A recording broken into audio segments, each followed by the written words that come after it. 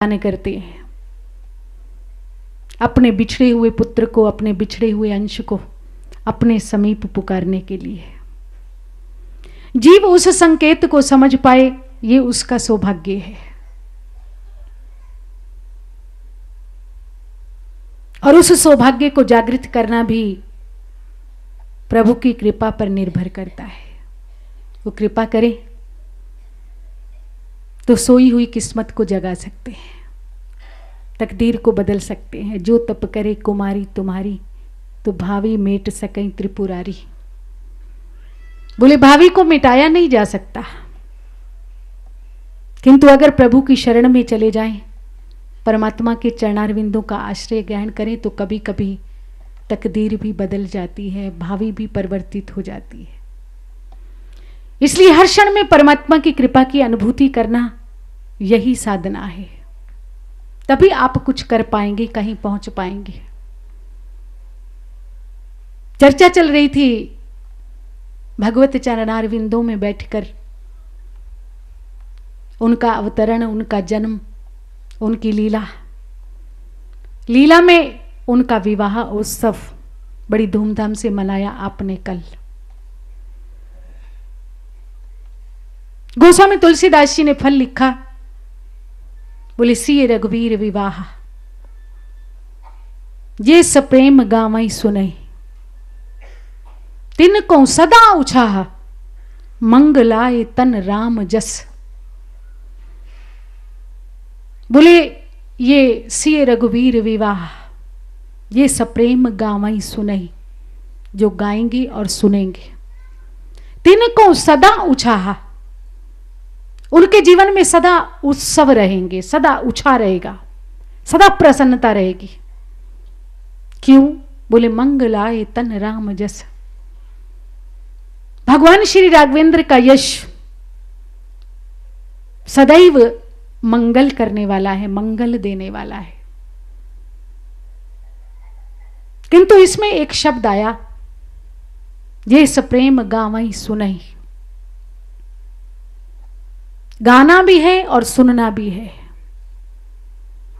बिना गाए, बिना सुने जीवन में उत्साह आ नहीं सकता। बोले क्या गाएं और क्या सुने, कहां से सुनना प्रारंभ करें और कब गाना प्रारंभ करें, है ना बड़ी पते की बात। सिय रघुवीर विवाह, ये सप्रेम गावई सुनई, तिनको सदा उछाह, मंगलाए तन राम जस। कहां से सुनना प्रारंभ करें और कब गाएं? भाई स्वाभाविक है कि गाया तो तब जाएगा जब विवाह की प्रक्रियाएं प्रारंभ हो जाएंगी। पहले तो सुनना ही पड़ेगा। तो सुनना कहां से प्रारंभ करें? भगवान श्री राम का और श्री किशोरी जी का विवाह कहां से प्रारंभ हुआ?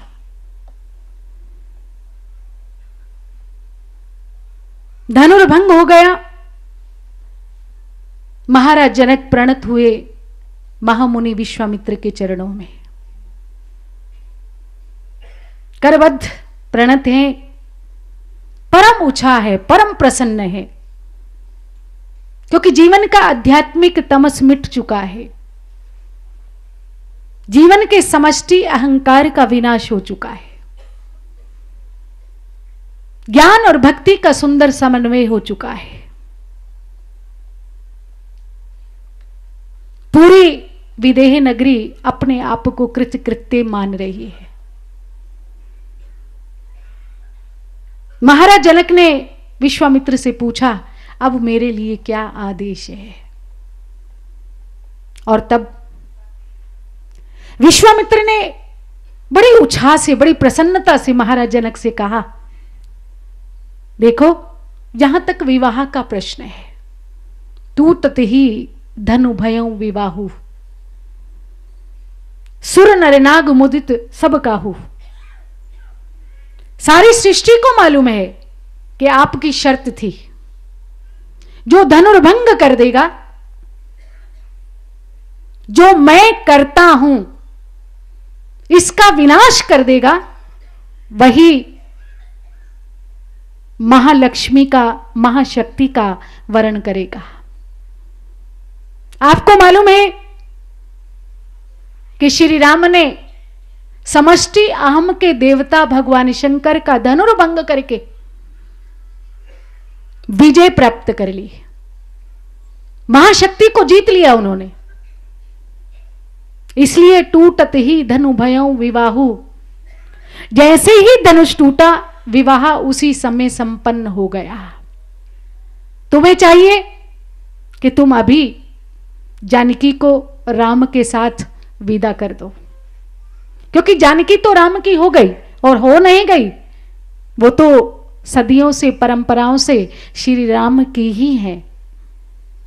ये ब्रह्म और शक्ति का मिलन है, ये ईश्वर और प्रकृति का मिलन है, ये ज्ञान और भक्ति का मिलन है, ये तुरीयावस्था और मोक्ष का मिलन है। और जब मिल गए,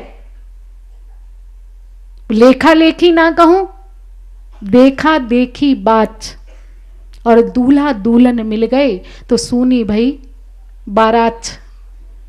बारात की अब कोई जरूरत नहीं, किंतु फिर भी विश्वामित्र जनक को आदेश देते हैं कि फिर भी मैं चाहूंगा, तदपि जाई तुम करहूं अब जथा वंश व्यवहार, तुम्हारे वंश की जैसी परंपरा हो वैसा तुम व्यवहार करो, वैसी पद्धति अपनाओ। महाराज दशरथ को आमंत्रित करो कि वो अयोध्या से बारात लेकर आए, ताकि जो लोक रीति है उसका पालन किया जा सके।